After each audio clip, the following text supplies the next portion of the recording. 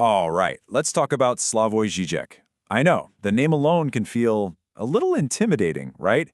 But what if I told you the key to his most famous work isn't buried in some super dense philosophical text?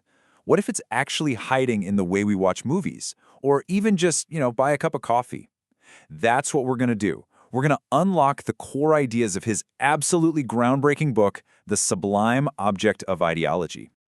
So, this book first hit the scene back in 1989.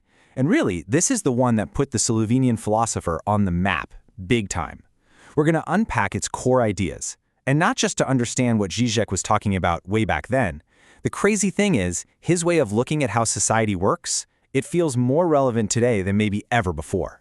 And look, don't get me wrong, this isn't just another one of those dense, impossible-to-read philosophy books. It is widely considered his masterpiece.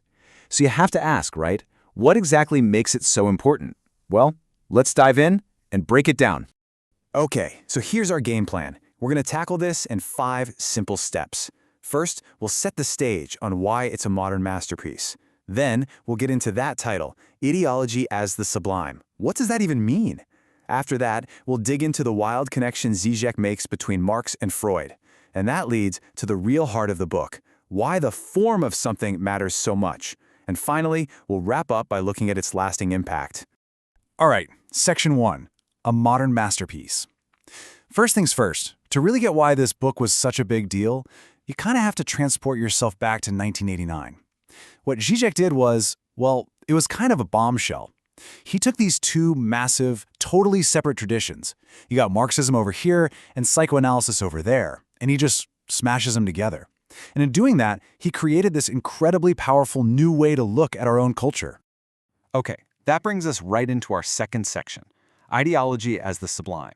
And the best way to start untangling all of Žižek's ideas is to look right at the title.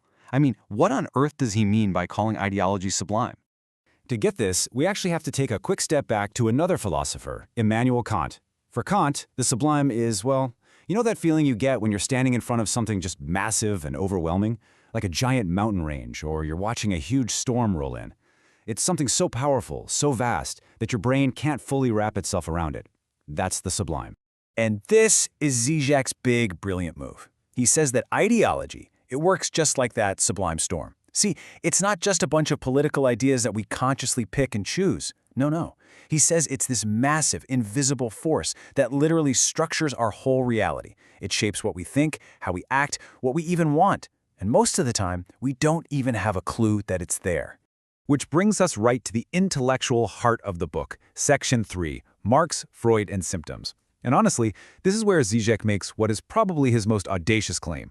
He connects the work of Karl Marx and Sigmund Freud through one single powerful idea, the symptom. Yeah, he frames his whole argument around this one really provocative question. How did Marx invent the symptom? And his claim is just stunning. He's basically saying that way before Freud ever came along and defined the symptom for psychology, Marx had already discovered the exact same pattern, the same structure, working right there in the heart of capitalism. So how does that connection actually work? Well, picture both Marx and Freud as detectives. Seriously, they were both on the hunt for a secret, right? A hidden kernel of truth that would explain how a whole system really functions. For Marx, that clue was hidden inside something as simple as an everyday commodity. And for Freud, it was tucked away in the weird, bizarre logic of our dreams. They both knew that these seemingly simple things were actually keys to a much deeper, hidden reality.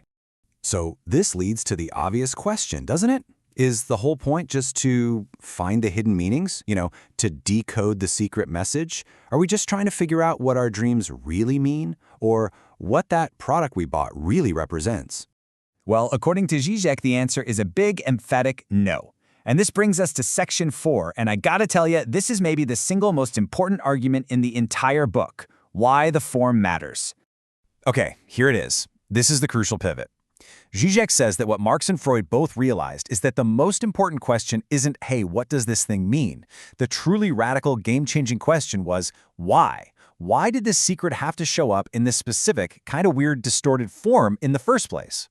In other words, the form isn't just some box that holds the meaning. The form is the message. The real secret to capitalism isn't what a product is, it's the bizarre logic of the commodity form itself.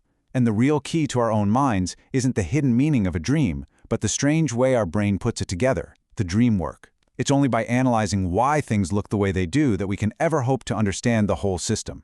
So, we've gone through all that. What's been the lasting impact of this pretty radical way of thinking? Let's get into our final section. To put it simply, this book was a bombshell, absolute bombshell. Žižek himself still says it's one of his best books. Critics called it a provocative reconstruction of critical theory, and it totally re-energized the whole field. I mean, this is the work that cemented his status as one of the most important and, yeah, definitely one of the most controversial thinkers alive today. And all of that leaves us with one final, pretty powerful question to think about. What if Žižek is right? What if the real hidden truths about our society, about our politics, even about ourselves, what if they aren't found in some clear, simple message? What if they're actually hidden in plain sight, in all the bizarre, contradictory, and, let's face it, often illogical forms that are all around us every single day?